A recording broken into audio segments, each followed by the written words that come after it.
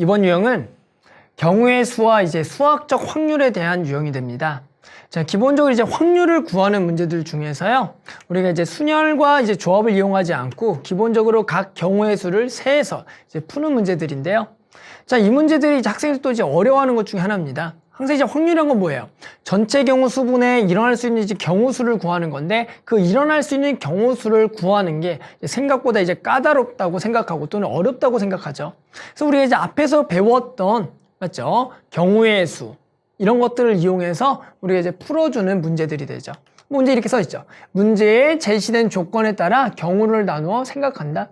그게 중요한 거예요. 어떤 각 경우들을 나눠서요, 합의 법칙 또는 곱의 법칙을 적절하게 활용해서 경우의 수를 구해주는 문제입니다. 아셨어요? 그래서 일단은 확률 문제들 좀 어려울 수 있지만 그래도 예시 문제 하나 풀어보면서 나머지 문제들도 한번 천천히 좀 풀어보면 이제 좋을 것 같아요. 그래서 예시 문제 한번 같이 볼게요. 자, 예시 문제는 2019학년도 수능 가형 10번입니다. 그러니까 3점짜리 문제니까 그렇게 어렵지는 않았던 문제인데요. 한번 같이 한번 볼게요. 자, 주머니 속에 2부터 8까지의 자연수가 각각 하나씩 적힌 7개의 구슬이 들어있다. 그 이 주머니에서 임의로 2개의 구슬을 동시에 꺼낼 때 일단은 여기서 전체 경우의 수가 나오는 거죠. 일단 전체 경우의 수 구해야죠. 주머니에서 2개의 구슬을 동시에 꺼낸다라는 거죠. 뭐 순서는 생각 없이 꺼내기만 한다. 그래서 우리는 전체 경우 수가 뭐가 돼요? 전체 경우 수가 7개 중에 2개를 뽑으니까 7C2가 되겠다. 이렇게 구할 수가 있는 거죠. 이렇게 구하는 거. 항상 전체 경우 수 생각하고요. 자, 일어날 경우 수는 뭐야? 꺼낸 구슬에 적힌 두 수의 자연수가 서로 소일 확률. 즉 우리는 이제 두 수의 수가 서로 소인 자연수의 개수만 구해주면 된다라는 겁니다. 순서는 생각하지 않고요. 그러면 이제 그런 일어날 수 있는 경우 수를 구하기 위해서 이런 서로 소라는 조건은 뭐 이제 구할 수가 없어요. 뭐 특별하게 뭐 어떻게 뭐 방법이 있는 건 아니에요. 그러니까 직접 뭐 해야 돼? 셀 수밖에 없다라는 거죠. 따라서 그 숫자들을 우리가 셀 건데 기본적으로 숫자 2개를 세는 방법은 이제 좌표를 통해서 세워주시면 돼요. 그래서 이제 숫자가 얼마부터 2부터 8까지가 있으니까 보세요. 앞에 X좌표를 2를 기준으로 Y좌표들을 써보는 거죠. 그럼 2가 있고요. 3이 있겠죠. 서로소. 또 2가 있고요. 5가 있겠죠. 또 2가 있고요. 7이 있겠죠. 이렇게 2를 앞으로 기준으로 세 3개가 있고요.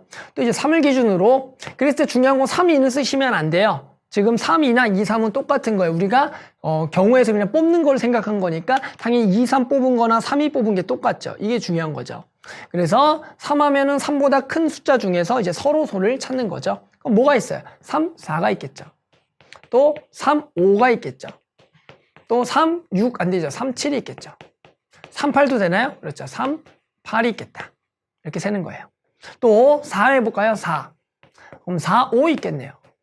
또 4, 6 안 되고 4, 7 되겠고요. 이렇게.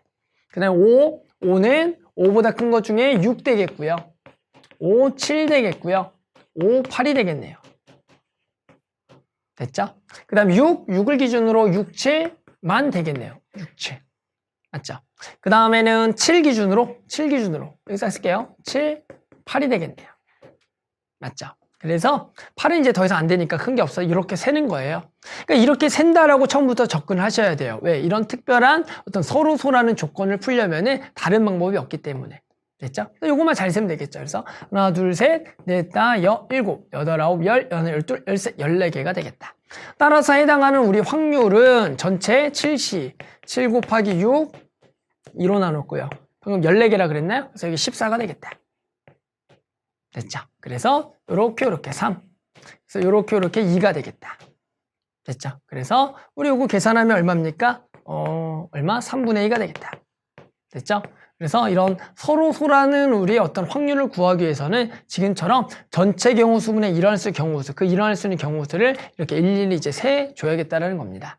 뭐 다른 문제들도 일단 전체 경우 수 충분히 구하기 쉬울 거고요. 그 일어날 수 있는 경우 수를 뭐 세는 문제도 있을 거고 또는 그 세기 위해서 어떤 조건들을 활용하는 문제가 있을 건데 실제로 그런 조건들을 활용하는 것은 이 앞단원에서 어떤 경우의 수의 문제에서 이미 다 풀어봤던 조건들이 나왔을 거예요.